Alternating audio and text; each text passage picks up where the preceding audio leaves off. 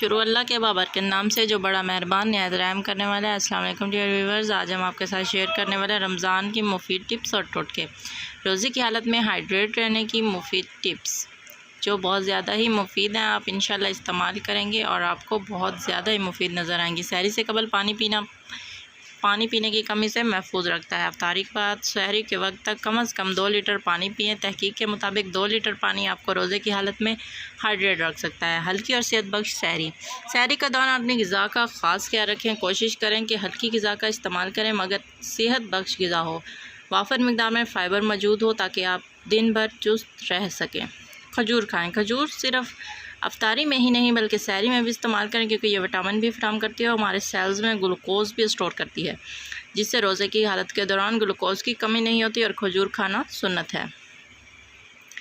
جلدی سوئیں اور جلدی اٹھیں۔ رمضان میں کوشش کریں کہ نیند کا خاص خیال رکھیں، کیوں نہ کہ اس مہینے میں ہمارے سونے اور اٹھنے کی عادت بدل جاتی ہے جس کی وجہ سے ہم تھکاوٹ کا شکار ہو جاتے ہیں، اور جتنا بھی خیال رکھیں ہماری صحت پر اثر پڑتا ہے، کیوں نہ کہ نیند کی ڈسٹربنس کی وجہ سے ہمیں سستی کا شکار ہو جاتے ہیں، تھکاوٹ کا شکار ہو جاتے ہیں۔ اور دہی کا استعمال یاد رکھیں، سحری میں دہی کا استعمال سے دن بھر پیاس کا احساس نہیں ہوتا، اس لیے یہ عادت بنا لیں کہ سحری میں دہی کا استعمال ضرور کریں جس سے معدے کی جلن اور دیگر مسائل نہیں ہوں گے۔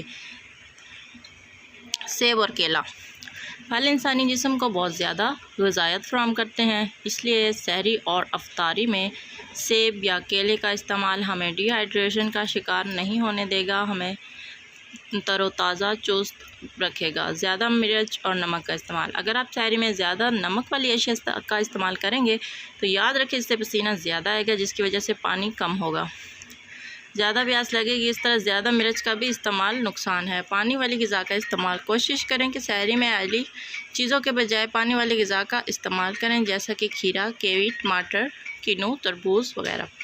اس طرح پانی پینے کے ساتھ ساتھ ایسی غذا کا استعمال بھی دن بھر ہائیڈریٹ رکھتا ہے، تو کوشش کریں کہ ایسی غذاؤں کا استعمال کریں جس سے آپ ڈی ہائیڈریٹ رہ سکیں، آپ کے جسم میں پانی کی کمی نہ ہو۔ Subscribe to my YouTube channel. Thank you so مچ۔ آپ کمنٹ میں ضرور بتائیں کہ آپ کو ہماری ویڈیو کیسی لگی۔ لائک کریں، شیئر کریں اور زیادہ سے زیادہ چینل کو سبسکرائب کریں۔